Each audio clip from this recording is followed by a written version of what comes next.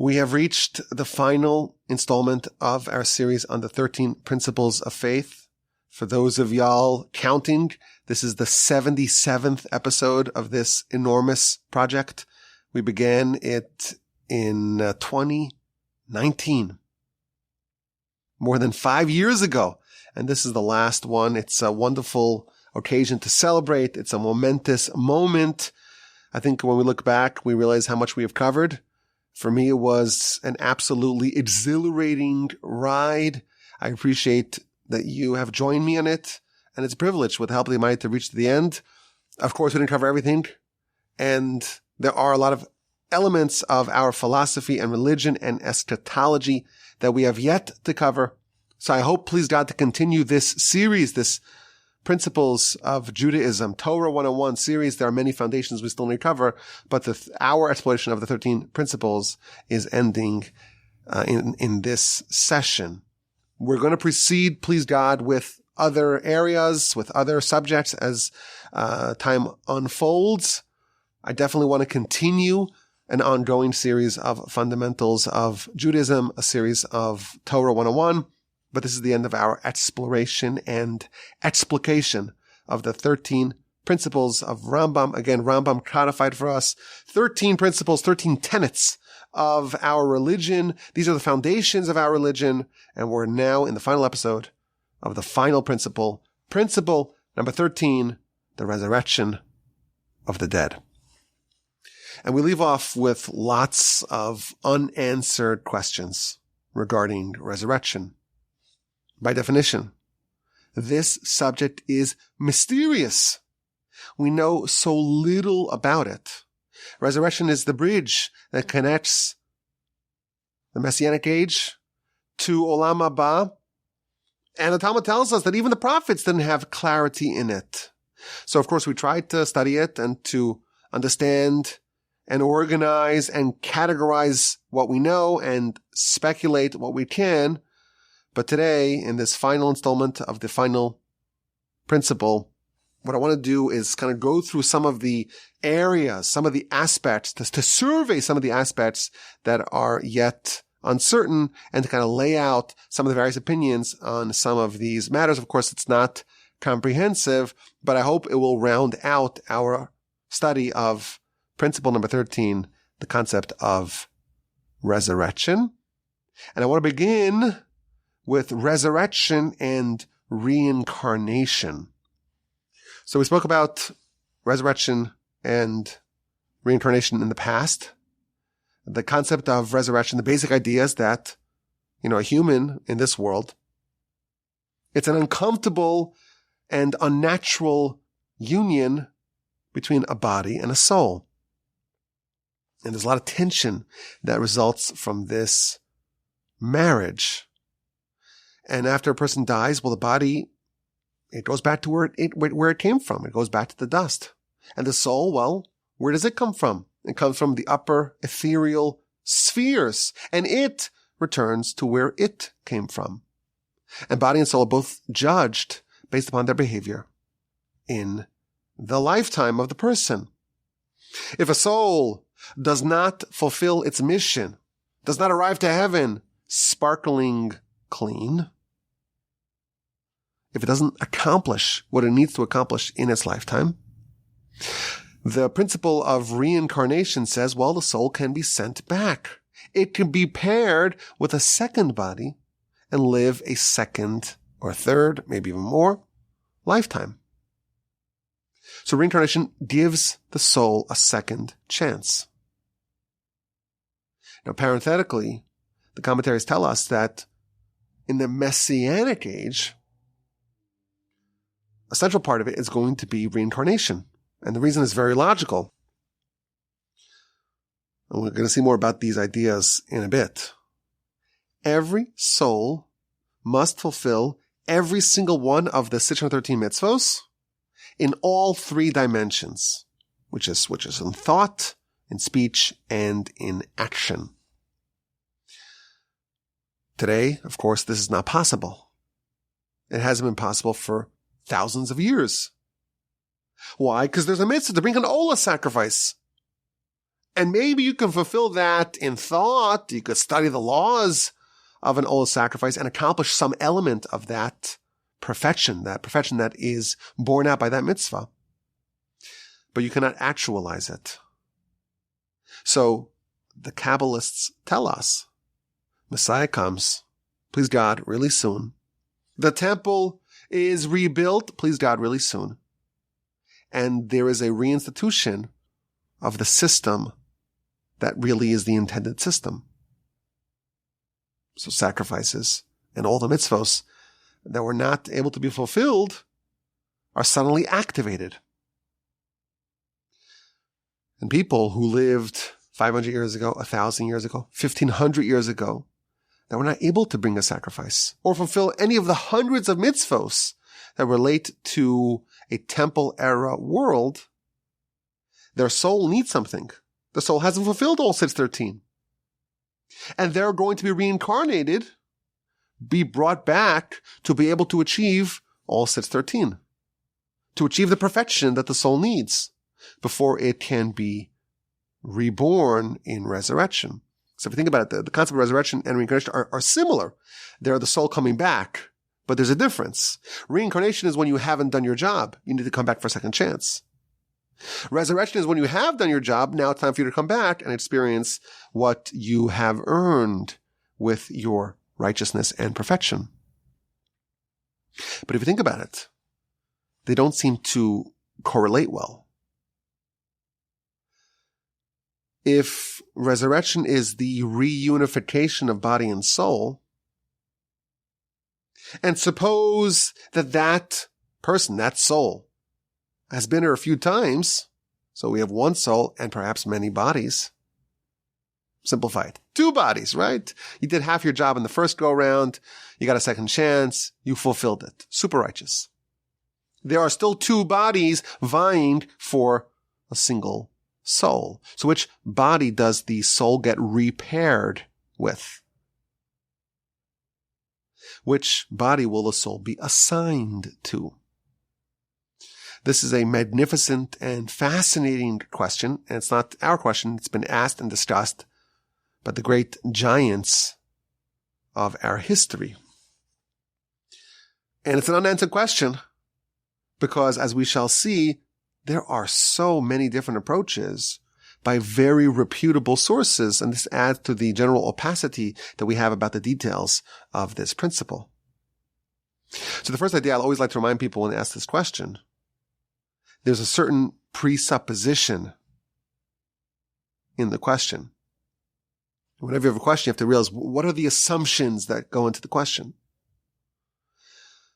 This question presupposes, it assumes that, well, if a person lives only once, then you don't have the question, which body did they get assigned to? Because they get assigned to the only body that they had. But do they come back as a 70-year-old man, as a 90-year-old man, as a 25-year-old person? And we know every single moment you're recycling millions of cells. Your body's very dynamic. A body's not a fixed thing. Even in a single lifetime, there are lots and lots of different bodies. So the question kind of needs to be understood in that context as well, because the body is not a fixed thing. And this is a helpful exercise. If the essential challenge of our life is what are we going to prioritize, our body or our soul, it's always important to remember the body that you have today is not even the same body that you have yesterday. And thus, the soul, it's much more connected to eternality than the body ever was. So if in one lifetime a person has lots and lots and lots and lots of different bodies, this is perhaps just an extension of that. You have 2 bodies, but really you have many, many, many different bodies even in one lifetime. Just like the analogy that they give is the body is effectively just a garment for the soul. And you can open up someone's closet and see that there's lots and lots and lots of garments. They have all sorts of sweaters and cardigans and trousers and jackets and shoes. It's only one person, but they can maybe come in and out of different garments at will, maybe the soul and its relationship with the body is some way similar. But that said, the commentaries ask this question and they offer a variety of different approaches. And I want to, again, quickly survey some of the different ideas that are found in the great sources and the great commentaries on this question. So the first approach as to which body comes back. The first approach says, all of them. If you think about it, a person lives, let's say, 2, 3, 4 lifetimes. And it's a process. You try to finish it all, finish your job, accomplish what you need to accomplish. You don't do it, you come back for round 2. Round 3, round 4, okay, now you finished. Every body in that story of a lifetime, story of a person, story of a soul, each one of those bodies contributed towards the ultimate perfection. Each one of the bodies fulfilled some mitzvos. It can't be that a body did part of the job. It fulfilled the mitzvos that led to the perfection. And when the perfection is now going to be rewarded with the resurrection, the body that contributed is going to be excluded. The soul is going to re-enter, and the body that contributed towards that is not going to be part of it. So the first approach argues that no, all the bodies are coming back. However, it's going to unfold in reverse order. So first, the final body is going to emerge. That's the body, after all, that achieved the ultimate perfection, that succeeded in finishing the job. That's going to come up first, and only subsequently will the other bodies be resurrected. Now, to further explain this approach, we have to understand that a soul is not a single thing. A soul is comprised of sparks. And again, we're using English terms for very advanced concepts that are totally above our understanding. But every soul can be divisible on some level. And thus you could have one soul that's going to be existing in a variety of bodies. So the person lived 4 lifetimes, there's 4 bodies, each one of those bodies is resurrected, and each one of those bodies has a spark, has an element of the soul. And truthfully, these are some of the ideas that we've talked about in the past. There are only 600,000 full souls. That's it. And ever since Sinai, there have been millions, hundreds of millions, billions of Jews that harbored parts of those souls. If all those souls are coming back, it's not going to be 600,000 people. These 600,000 root souls are going to be distributed amongst innumerable bodies, and thus lots of bodies can be sustained with a single soul. Each one has a little spark that animates it. So that's the first answer to this question. Which body will emerge? Of all the lifetimes the person's lived, all of them. A second approach argues that no, the person really has only one body. That's the OG, the original one, the first one. The rest of them are just spare parts. They're fill-ins. They're body doubles, and therefore it's only the first one that emerges. The other ones, they were helpful for what the soul needed. The soul needed some sort of vessel. Okay, so the second body served just as a fill-in. But in truth, this soul and this body, it's only one pair. It's the original pair, and everything else was just a spare tire. That's the second approach. The third approach is that it's the final body alone. After all, the previous bodies, the previous lifetimes, they did not accomplish their mission. They didn't finish the job, and therefore they are discarded. Now, what happens to those bodies? It's not pleasant. If you look at the sources talk about how those bodies that did not achieve their mission, they're like a withered tree that does not yield fruit, and it's just It disappears and it's forgotten. And there's another deep point over here that must be understood. According to this approach, a person lives, let's say, 4 lifetimes, and they only achieve 50% in the first lifetime, and then another 25% in the second lifetime, and then another 20%. So they're 95% done. After 3 lifetimes, they come back and they finish in the 4th lifetime. According to this approach, the third approach that we're seeing here, which body emerges? It's only the final body. But wait a minute. The first body did 50% of the mitzvos. 50% of the perfection was accomplished under the auspices of the first body. What happened to those mitzvos that the first body did? How come it doesn't get the credit and the merit of those accomplishments? According to this approach, what ends up happening, and this is a fascinating idea, again, these are, whatever we're talking about now, it's all super secret. We don't know anything. This is all mysteries. We're just reading what it says in the sources and trying to understand it as best as we can. When there is resurrection, so body number 1 does 50% of what a person needs to accomplish. 50% of the way towards perfection. Now there's this handoff, passing the baton from body 1 to body 2. The incomplete body, body 1, takes its mitzvos and its accomplishments and it bequeaths it to the successive body. Those mitzvos, those accomplishments, that perfection gets absorbed in body number 2. And it will pass it on to body number 3 and so on. And thus body number 4 is the totality of all the accomplishments of the previous bodies. And thus only the last one gets to bask in the pleasure of the resurrection. Only the last one, the one in which perfection was achieved, only that one will emerge according to this approach. And then there's the 4th approach. A person's lived a few different lifetimes. They progressively made their way towards perfection. Now it's time for resurrection. What body will emerge?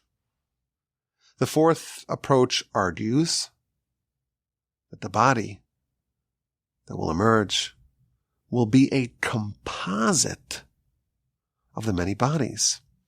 And there's a logic to it. We know that the human body, it's a perfect mirror image of the mitzvos. This is one of the themes I spoke about a lot in my book, which I'm sure all of y'all read rigorously. There are 613 mitzvos in the Torah, and that perfectly corresponds to the 613 parts of the human body, moreover, to the 613 parts of the human soul. There are 248 positive mitzvos, and that corresponds to the 248 limbs of the human body. And there are 365 prohibitions, and that corresponds to the 365 sinews in the human body. So every part of the body corresponds to a mitzvah. If a person does all 613 perfectly, they've now, so to speak, earned the perfection in all 613 parts of their body and their soul. And both of those can emerge with the resurrection. But suppose body number 1 only did 50% of the job. Did a couple hundred mitzvos to perfection. Well, what that means is it brought a couple of hundred organs, limbs, sinews towards the perfection. And thus, the body parts that achieved the perfection in lifetime number 1, those body parts are going to be part of the composite character that emerges. Body number 2, finishes the job, let's say, hopefully, or advances the job. What that means is that it does the mitzvos that earn the corresponding organs/limbs/sinews towards the perfection. So if body number one accomplished the mitzvah that corresponds to the right pinky of the resurrectionist is going to be the right pinky of body number one. If the third or fourth or 10th body did the left pinky, well, that's going to be the left pinky of the resurrectionist body. And all the various parts are going to coalesce and form a single body. It's going to be a mashup of all the different bodies. Each mitzvah that earned the person perfection in that corresponding body, well, that part, that limb, that sinew will be part of the ultimate body that will emerge in the resurrection. Now, correspondingly, we are told, almost like a different version of this, maybe another approach. The soul is also 613 parts. According to the opinions that argue that all the bodies that did mitzvos will all emerge with the resurrection, the parts of the soul that correspond to the mitzvos that the person or that each respective body accomplished in their lifetime, that will be the part of the soul that is inserted, that spark, so to speak, that's inserted into the subsequent body. Again, I know this is complicated because body and soul and 613 parts and so on, but this is a way of saying there's lots and lots of different opinions. There's even an opinion that says that even the failed bodies will be infused with a new soul with the resurrection. Which one will it be? Which one of these is the consensus? There is none. We don't know. We will have to wait and see. If we are lucky and fortunate and righteous and meritorious, we will be privy to witness this. But again, we don't know. And by nature of this subject, it's so mysterious. There is so much that we don't know. And even what we do know, even what we are told in the reputable sources, there's still a film of obscurity covering everything. There's another unresolved question that we have to address, and that is resurrection for the non-Jew. Does a Gentile merit resurrection? Now, logically speaking, you would argue that they do, because the Talmud says, and the Rambam codifies, that a righteous Gentile, someone who fulfills the 7 Noahide laws based upon the criteria that Rambam outlines, meaning that they're doing it because they believe in the Torah and they believe that Moshe gave the Torah, brought the Torah down from heaven, and so on. They are a righteous, they are righteous of the Gentiles, and they merit Olam Haba. Well, is there any portal to Olam Haba without resurrection? So the logical argument argues, if they merit Olam Haba, then you imagine they must have been resurrected, or that must exist for them. And the Talmud explicitly links the two. There is no portal, there is no pathway to Olam Haba outside of resurrection. Now, the problem is that the Midrash seems to say otherwise. The Midrash is talking about rain, and it compares rain to resurrection. This is a common theme. We've seen this in the past. One opinion of the Midrash says that rain, it's so wonderful, it's like resurrection. And it shows scriptural similarities between rain and resurrection, that both in scripture, there's the hand of God in both of them, and there's the opening of the portals in both of them, and in the blessing in the Amidah, we mention rain and we mention resurrection. And in scripture, they're both labeled with the notion of a song. And therefore, rain is so amazing, it's like resurrection. That's the first opinion in the Midrash. The second opinion says, no. Rain is not equal to resurrection. Rain is even greater than resurrection.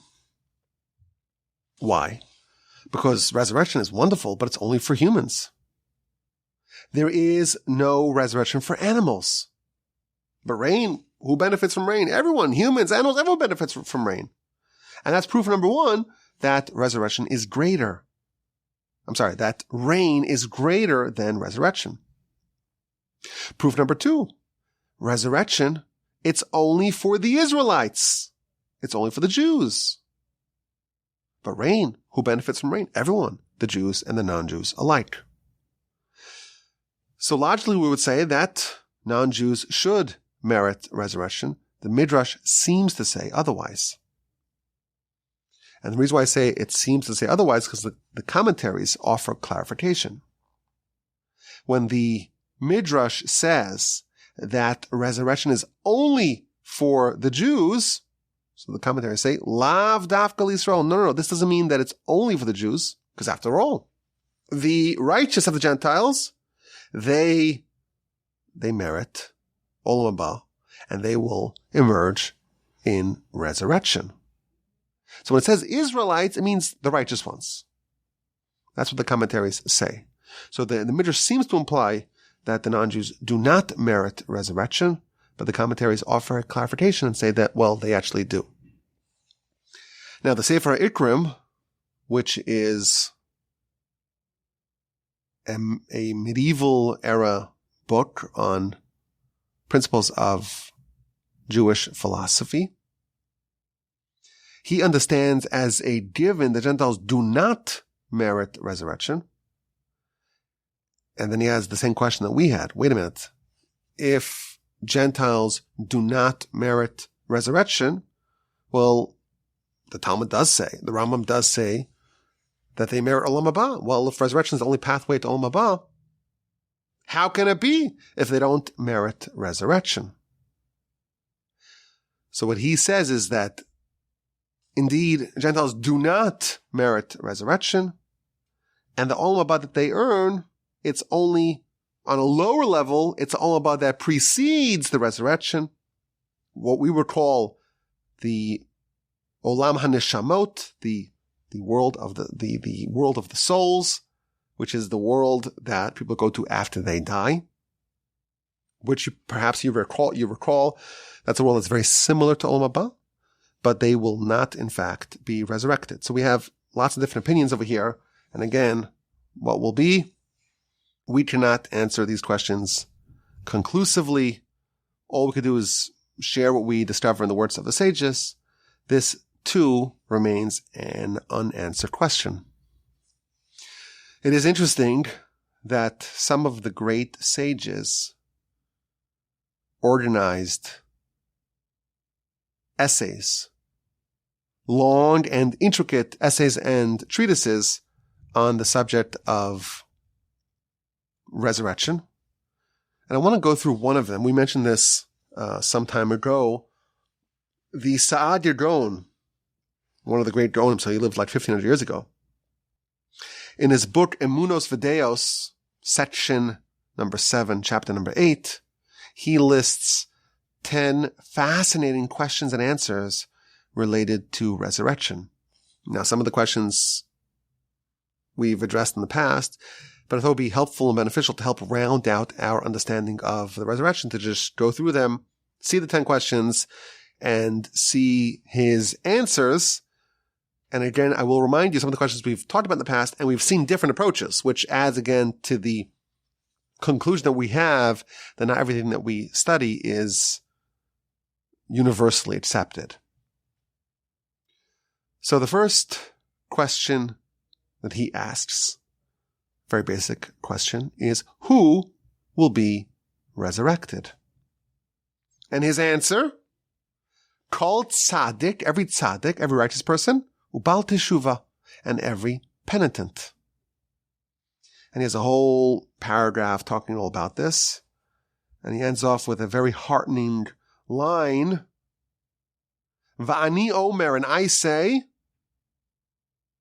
ki ma'atem mibnei amenu, there's only a small amount of our nation that die without repentance. In our nation, at least, the majority, says Saadia Gaon, the majority will repent before they pass, and thus they will merit to be resurrected. Okay, question number one. Question number two. After someone is resurrected, so it's the Messianic era, temples rebuilt, now there's this process of resurrection. Will those who are resurrected, will they die subsequently? So you come back alive, will you have subsequent death afterwards? And he says, no, they won't die.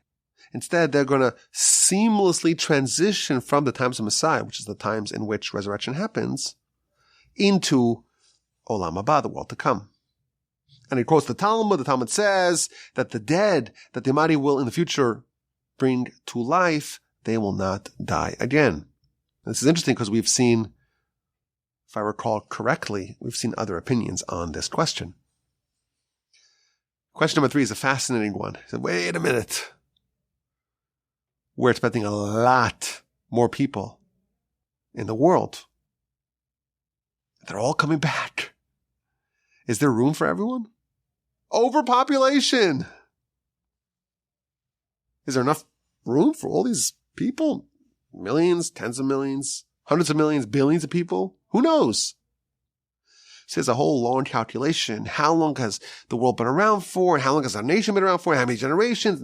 And he, does some ballpark back of the napkin, back of the envelope math. And he ultimately concludes there's plenty of room. And then the fourth question. Will people recognize their relatives? We think about it. The resurrection. We'll get the gained back together. We'll have family barbecues and vacations. This is an interesting question. Will the newly rebuilt, newly reconstructed people even recognize their family? That's a fascinating question because we think that how could they not? And he arrives at his answer from a very unconventional angle. He says, well, the leaders of the people, the prophets, the kings, they have to be recognizable. We have to know, who's Moshe and who's Aaron the high priest. They have to have some sort of mark that makes them recognizable. And by that logic, he says, well, people need to recognize each other, and everyone will need to be paired with their tribal affiliation, so they need to know who's who, and therefore it must be people are recognizable in the world of the resurrection. Someone comes back alive, we'll know who they are. If we're, again, meritorious to be around and to be privy to that. But that's how he answers question number 4. Question number 5. Will people emerge healed? Someone who lived a life and they were blind, or they had some sort of illness, malady, deformity, or disability. Is that going to carry over? Or will they emerge healthy? Interesting question. And he gives a very interesting answer. He says that they initially will be reanimated with their blemish, with their illness or deformity, so that the people will recognize them. But subsequently, the Almighty will heal them and they'll be flawless.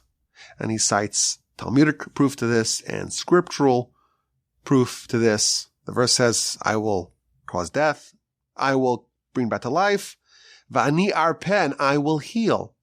So there's death and there's life, i.e. resurrection. And then there's I will heal. God will heal only after the resurrection. Now someone is resurrected. The body and soul are now once again back together.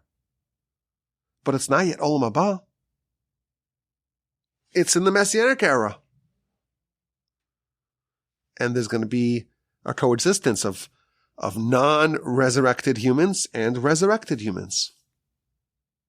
And we know non-resurrected humans, they need to eat and they need to drink and they They procreate. What about those who are resurrected? Will they eat? Will they drink? Will they procreate? He says yes. Just as the boy that Elijah revived and the boy that Elisha revived, they were standard humans. And they ate and they drank and they got married. So too it will be in the time of the resurrection. Perhaps we can even add, there was a third resurrection that happened in the times of the prophets. So we have that of Elisha, that of Elijah. There's also the bones, the dry bones that Ezekiel revived. And the Talmud cites a dispute as to whether or not it was that story, that narrative. I think it's chapter 37 of Ezekiel. Is that real? Is that a metaphor? And the Talmud cites a proof that it was real, because one of the descendants of those people that was revived says, well, here I am. I even have the tefillin that was owned by my great-great-grandfather who was brought back to life by Ezekiel. So if the Talmud cites a proof from the descendant of someone that was brought back to life in the times of Ezekiel, it must be that those who are brought back to life are, in fact, the kind of people who bear children. Accordingly, the Saadia Gaon asks question number 7. So the bodies that are reunited with the souls in the times of Messiah during the resurrection, at some point, they're not going to die, right?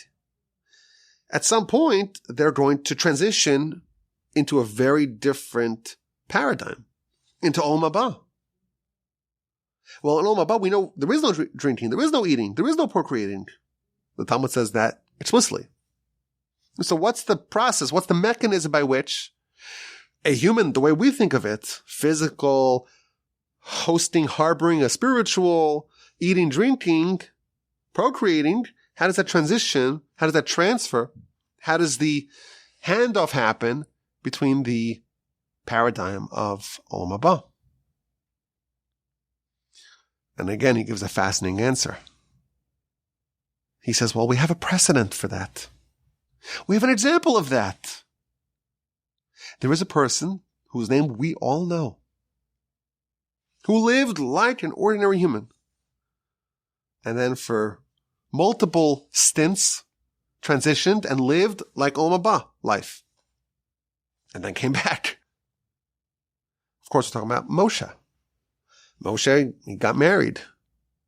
He had children.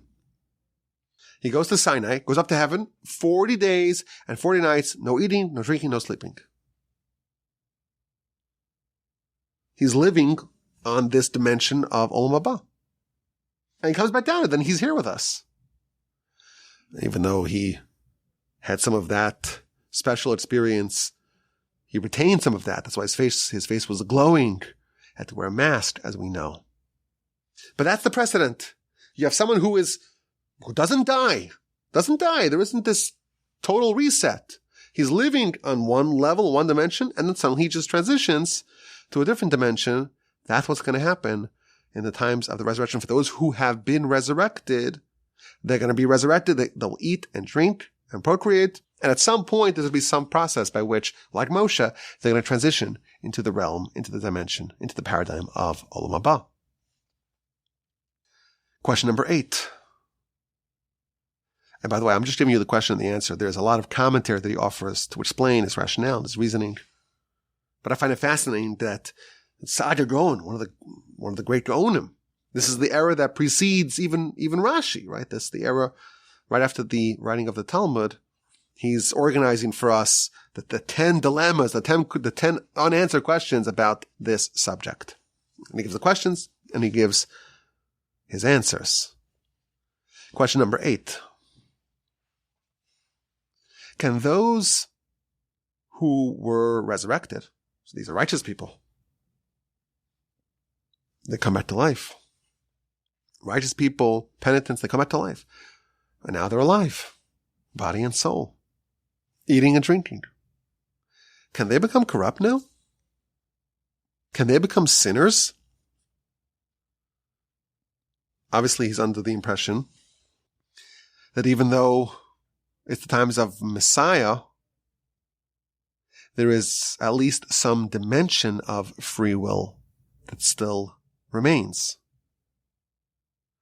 So is it within the realm of possibility that someone could be so righteous that they merited resurrection, but now in the time that they're resurrected, they become a sinner and become someone who loses their eligibility for Olam Haba? Could it be that the resurrectionist will not merit Olam Haba? And he gives a surprising answer.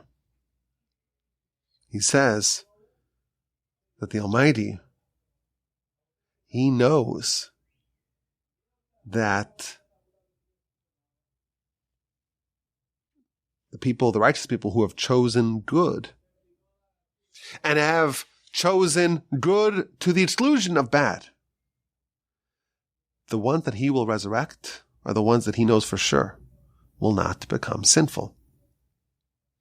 So in effect, what he's saying is that there's not going to be this unrestricted free will that exists in our understanding of the world. That will not exist in the times of Messiah when the people are resurrected. And it's possible that this answer has to do with the timeline of resurrection. We know that resurrection doesn't just happen all at once.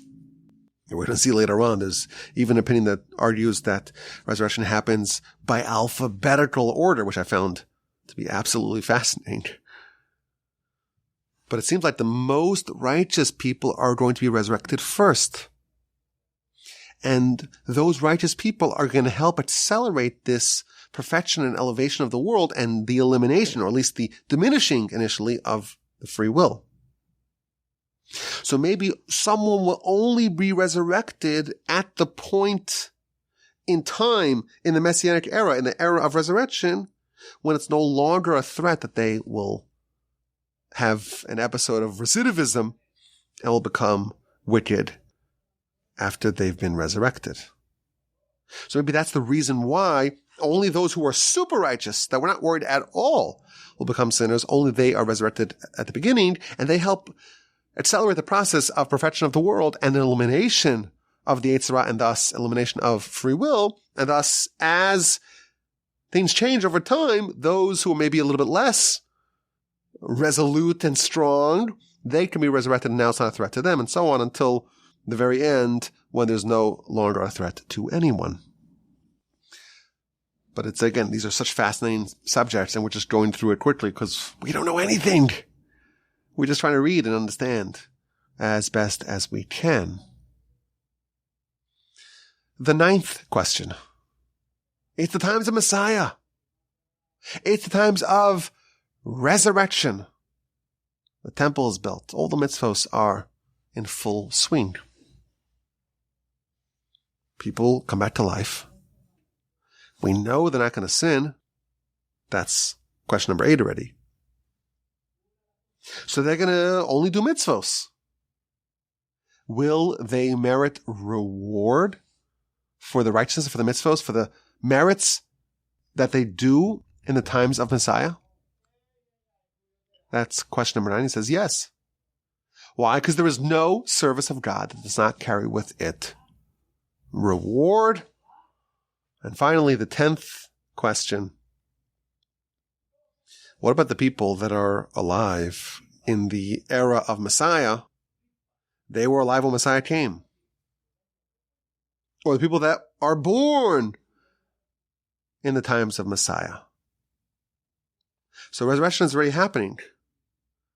And there is a coexistence of people from the first style, right? Humans that were not dead and resurrected. You have humans like us, if we're fortunate to be around for this. And suddenly people are alive. Abraham's alive. Isaac's alive. Moshe's alive. And regular Joe Schmo is alive, like us. And people are still procreating. So there's new babies being born. So what happens to all those humans when resurrection is already ongoing? Do they die and then they are resurrected. What happens to them? So he says, listen, this question, the verses don't talk about it, the tradition doesn't talk about it, our sages never spoke about this. But he says there's three different approaches. The first idea is that they will live and not die. It means those who are alive in the time of resurrection, they have not yet died. They will just avoid the whole subject of resurrection. They'll live and not die at all. That's one opinion. The second approach is that they will die and they will be resurrected. So some people died in the past and were resurrected, and some people are going to die now and will subsequently be resurrected. The third opinion, and this is the one that he favors, is that they're going to live a very long life and they'll die. And they won't be resurrected until the end of the era of resurrection, until Olam Haba. And he has a whole paragraph explaining why he is partial to this third approach. Again, this is fascinating that we have Saadia Gaon lived again hundreds of years before the Rambam.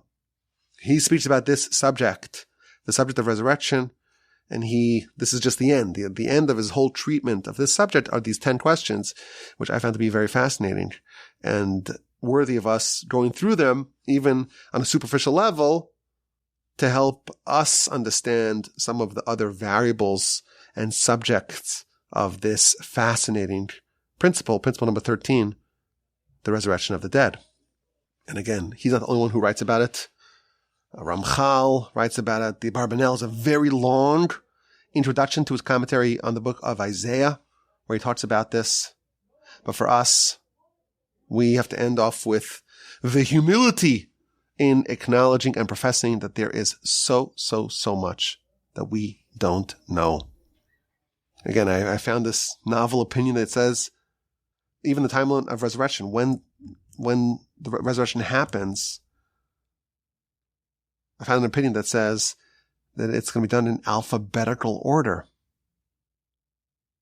I don't know what the rationale behind that is, but I thought, well, again, the Wolbies are getting the short end of the stick, always at the end of the alphabet. But of course, that's nonsense, because I imagine it'll be by the Hebrew alphabet. And our name in Hebrew is Volbe, which is a Vav, which is the sixth letter, so it's towards the beginning. But again, there are other subjects that we have not really fully addressed. We talked about the great and awesome Day of Judgment, which is that third judgment, not on Rosh Hashanah Yom Kippur, not when a person dies, but at the end of days. When that is, it's a question. We don't know exactly when that is. But there's going to be this great and awesome Day of Judgment where everything's going to be calculated. Not just a person's righteousness, merits, and a person's sins, a person's demerits, but all the after effects and the after effects and the cascading repercussions of a person's deeds. That's terrifying. Even Samuel the prophet was terrified of that day. The first murder, the first homicide, is of course Cain and Abel. And if you read Rashi in chapter 4 of Genesis, God comes to Cain and says, "Where's your brother?" And he responds, my brother's deeper, as we know. And God tells him, the bloods of your brother are crying out to me from the ground. And Rashi says, no, why is it the bloods, the plural? It should be the blood. And Rashi says, no. Cain didn't just murder one person. Abel, he was destined to have children and grandchildren and great-grandchildren and great-great-grandchildren and so on to the end of time. And all that was murdered by Cain. So how many people did Cain kill? We still don't know. That is still being tallied. And that's what's going to happen, the great and awesome Day of Judgment, the full tally. And of course, there's a negative of that and there's a positive of that. You think about the Daf Yomi system. It's only 100 years old. The great Rabbi Shapiro comes up with a system of studying the Talmud 1 page a day and doing it across the world on the same schedule. There are millions of people who are studying a page of Talmud every single day because of that. So how many mitzvahs does he have? How many pages of Talmud study accrue to his system? We don't know. Great and awesome day of judgment that will be tallied. This, of course, is big encouragement for us to do things that are good, but to also try to think about how we can influence others and get to the top of this multi-level marketing pyramid. When that is, what that looks like, why it's so dreadful and terrifying and awesome, there's a lot of opacity in these subjects. And we get the sense that it's deliberately concealed. What about the 7th millennium and the death of the world and the rebirth of the world? There are all sorts of unresolved dilemmas. Elijah never died. The Talmud tells us that he has some role to play in resurrection. We know that he did resurrection once. He's still alive, so he's not a recipient of resurrection. And again, the sources say that he plays some sort of role in that.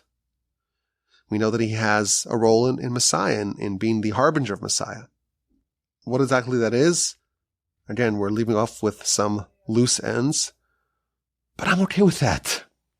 We have still a lot to study, but we did 77 episodes on the 13 Principles of Faith. And I hope, I pray that we succeeded somewhat in our mission of trying to cover these subjects as rigorously as we can.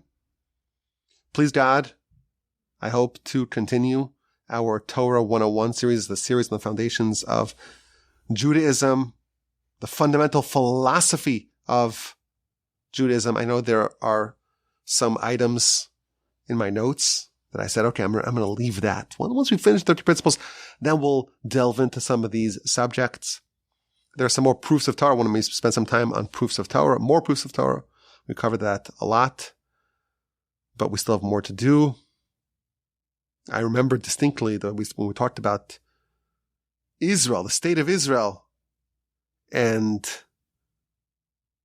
its placement, so to speak, in our philosophy, we didn't give it the full treatment. The subject of chosen people, there are lots of other subjects that we can describe as essential to our philosophy. And please God, we will continue double-clicking on some of the subjects that we covered briefly and going onward and upward, please God, on some of the other subjects that relate to foundational principles of our religion and philosophy and eschatology. I'm looking forward to continuing this study with y'all. If you have any ideas, any suggestions, and of course, any questions, comments, or feedback, send me an email, rabbiwolbe@gmail.com.